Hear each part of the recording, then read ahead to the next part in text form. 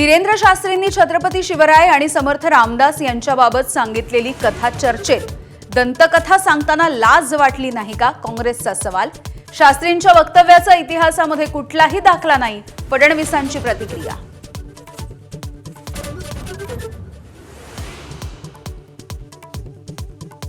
पानसरेंच्या पुस्तकावरून प्रकाशकाला धमकी देणाऱ्या आमदार संजय गायकवाड यांची कोंडी। गायकवाड यांच्या कृत्यावरती मुख्यमंत्री फडणवीसांची ही नाराजी, तर उपमुख्यमंत्री शिंदेंनी दिली समज।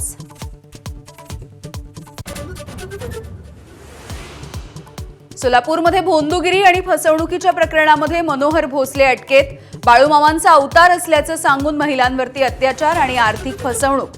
भोंदू भोसले याचे अनेक नेत्यांसोबतचे फोटोही समोर।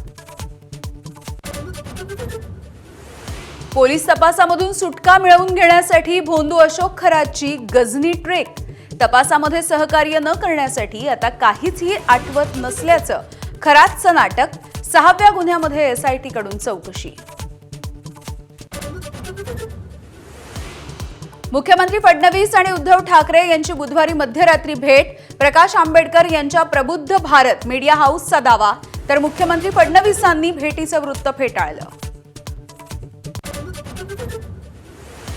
जालन्याच्या बदनापूरमधील कॅनरा बँकेमध्ये 7 कोटी 31 लाखांचा अपहार।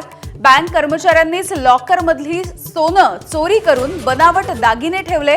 मॅनेजर सराफा व्यापारी अटकेत, तर एक आरोपी फरार।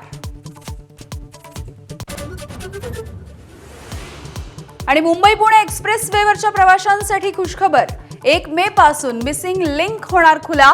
मिसिंग लिंकमुळे जवळपास अर्धा ते 1 तासांचा प्रवास वाचणार।